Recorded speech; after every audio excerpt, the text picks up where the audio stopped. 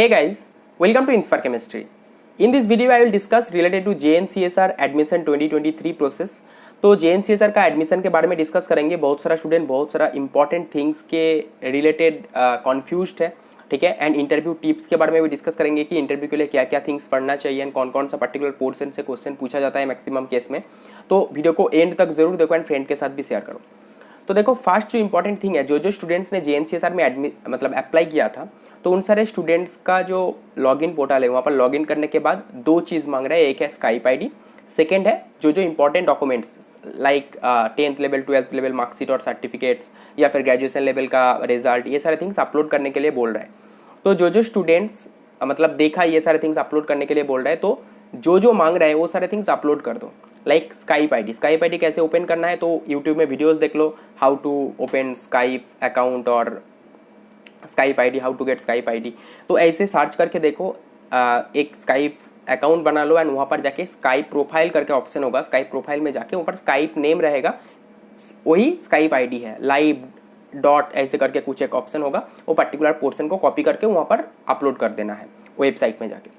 And जो marksheet और certificates मांग रहे हैं, अगर ग्रेजुएशन लेवल का मांग रहे हैं तो जितना तक तुम्हारा रिजल्ट है सेमिस्टर वाइज सबको एक साथ स्कैन करके एक ही PDF के अंदर कर सकते हो। 10th लेवल का 12th लेवल का जो डॉक्यूमेंट्स और सर्टिफिकेट्स मांग रहे हैं सारे थिंग्स अपलोड कर दो। एंड स्काइप आईडी जैसे मैं बताया, स्काइप आईडी भी अपलोड कर दो।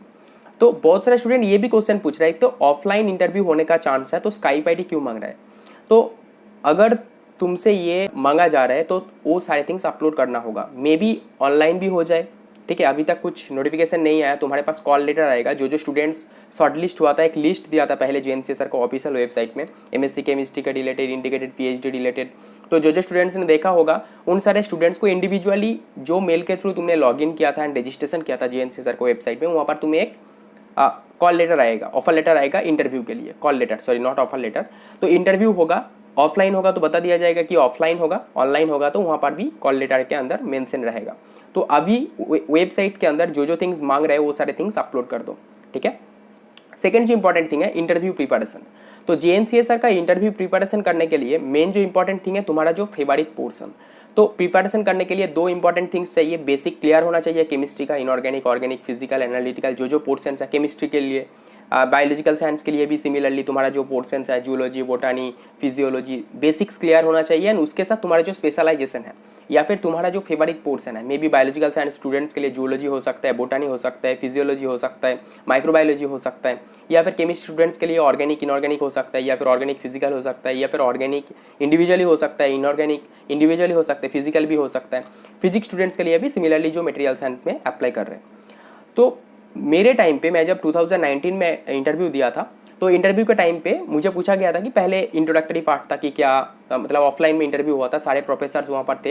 एंड फिर एक रूम पे, हॉल जो रूम है लंबा एक रूम था, तो वहाँ पर जाके इंटरव्यू हुआ था। एंड पहले मेरे बारे में पूछ रहा था कि मैं कहाँ से आया, मेरा जैम रैंक कितना था, तो ये सारे थिंग्स। फिर क्वेश्चन पूछ रहा था कि फेवरेट पोर्शन क्या है सब्जेक्ट के अंदर, तो मैं बोला था इनऑर्गेनिक एंड फिजिकल। तो जो पर्टिकुलर पोर्शन में बताया था उसके रिलेटेड मैक्सिमम क्वेश्चन आया था। मुझे total may be more than 15 question पूछा गया था या फिर मोर देन 10 क्वेश्चन पूछा गया था, मुझे अभी याद नहीं है। तो पर्टिकुलर क्वेश्चंस के अंदर 90% क्वेश्चंस मेरा फेवरेट जो पोर्शन में बताया था इनऑर्गेनिक एंड फिजिकल से था।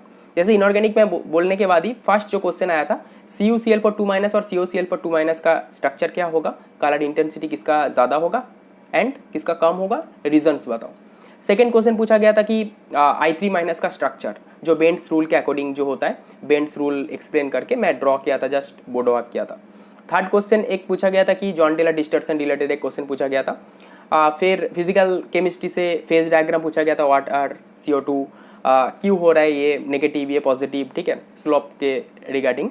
उसके बाद पूछा गया था कि वेंट ऑफ फैक्टर, उसके बाद went of equation related delta H versus T, फिर आरेनियस इक्वेशन रिलेटेड जो प्लॉट्स है K versus T, K versus 1/T at high temperature, at low temperature. फिर ऑर्गेनिक केमिस्ट्री से कुछ क्वेश्चंस पूछा गया था कि ऑर्गेनिक सिंथेसिस, जैसे जो रेट्रोसिंथेसिस होता है, एक पर्टिकुलर कंपाउंड दे दिया था, फिर कैसे तुम इसको सिंथेसाइज कर सकते हो, ठीक है। तो ये सारे कुछ इंपॉर्टेंट डिटेल्स, तुम्हारा फेवरेट पोर्शन रिलेटेड क्वेश्चन ज़्यादा पूछा जाएंगे। ऐसे नहीं कि अगर इनऑर्गेनिक फिजिकल बताया तो ऑर्गेनिक क्वेश्चन नहीं पूछा जाएगा, उससे भी क्वेश्चन पूछा जाएगा एंड टेस्ट किया जाएगा तुम्हारा बेसिक्स कितना क्लियर है। तो सोच समझ के आंसर देना, ऐसे नहीं कि पूरा 100% आंसर करेक्ट देना पड़ेगा। अगर अप्रोच भी सही हुआ, टाइम लो जितना हो सके, तो प्रोफेसर्स जो रहेगा इंटरव्यू हॉल में तो बहुत ज़्यादा हिंट्स देगा कि इसको ऐसे तुम सॉल्व कर सकते हो, ऐसे प्लॉट कर सकते हो, या फिर इसका आंसर ऐसे दे सकते हो। तो वो सारे हिंट्स को पकड़ना होगा एंड उसको उसके अकॉर्डिंग तुम्हें आंसर देना होगा। अगर अप्रोच भी सही रहा तो फिर प्लस पॉइंट है, ठीक है। तो ऐसे नहीं कि तुम्हें 10 क्वेश्चन पूछा गया, तुमने सारे क्वेश्चन का अप्रोच सही दिखाया, लेकिन आंसर उतना भी 100% करेक्ट नहीं हुआ, लेकिन 80% करेक्ट बताया अप्रोच के वजह से। लेकिन ऐसे एक स्टूडेंट गया था, 10 क्वेश्चन में से 5 करेक्ट दिया, 5 रॉन्ग दिया, तो जिसका अप्रोच सही था, 100% अप्रोच सही था, तो उनका शॉर्टलिस्ट होने का पॉसिबिलिटी ज़्यादा है।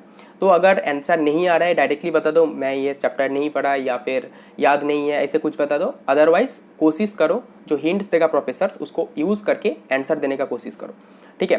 तो बहुत ज़्यादा हेल्पफुल है सारे प्रोफेसर्स, कोई प्रॉब्लम नहीं होगा।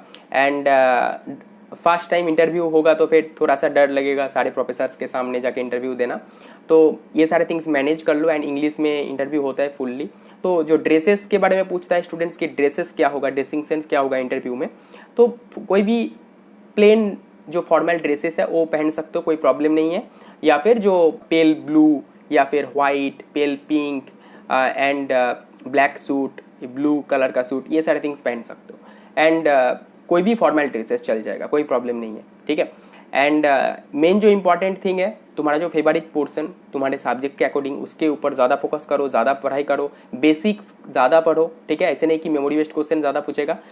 तो जो थिंग्स बेसिक्स रिलेटेड है, एक पर्टिकुलर टॉपिक का बेसिक्स कितना क्लियर है तुम्हारा, उसके बेसिस पे देखा जाएगा तुम्हारा सिलेक्शन होगा कि नहीं।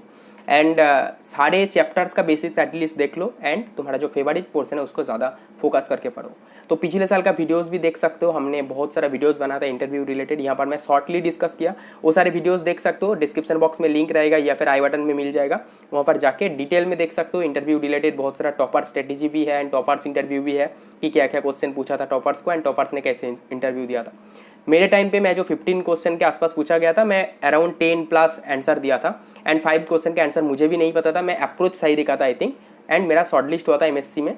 एंड तुम भी अच्छे से इंटरव्यू दो, सारे थिंग्स अच्छे से पढ़ाई करो, बेसिक्स क्लियर करो, ठीक है। मेमोरी बेस्ड क्वेश्चन उतना ज़्यादा नहीं पूछा जाएगा, जो भी आंसर दोगे सोच समझ के आंसर देना, ठीक है।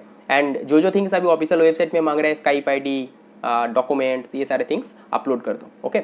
So that's all. JNCSR one of the best research institute, जो स्टूडेंट्स इन फ्यूचर इंडिया में या फिर अब्रॉड में PhD करना चाहते हो तो उन सारे स्टूडेंट्स के लिए one of the best option होने वाला है। एंड जो स्टूडेंट्स PSU जॉब्स रिलेटेड या फिर गेट नेट ओरिएंटेड है, उनके लिए थोड़ा सा डिफिकल्ट हो सकता है क्योंकि वहाँ पर सिलेबस रिसर्च ओरिएंटेड है, ठीक है। तो खुद के जो पढ़ाई का टाइम मतलब होने के बाद, कोर्स वर्क का टाइम के बाद तुम्हें अलग से टाइम निकाल के पढ़ना पड़ेगा, ठीक है। अगर रिसर्च ओरिएंटेड कोर्स वर्क में तुम जाना चाहते हो या फिर रिसर्च में बहुत ज़्यादा इंपॉर्टेंट हो, डेडिकेटेडली काम करना चाहते हो, तो JNCSR is one of the best option for you, ठीक है। ये सारे इंपॉर्टेंट डिटेल्स हैं, इंपॉर्टेंट जो डिटेल्स के बारे में मैं डिस्कस किया, सारे डिटेल्स 1 by 1 चेकआउट करो। And if you are new to our channel, please subscribe and please follow us. Thank you for watching, see you in the next video.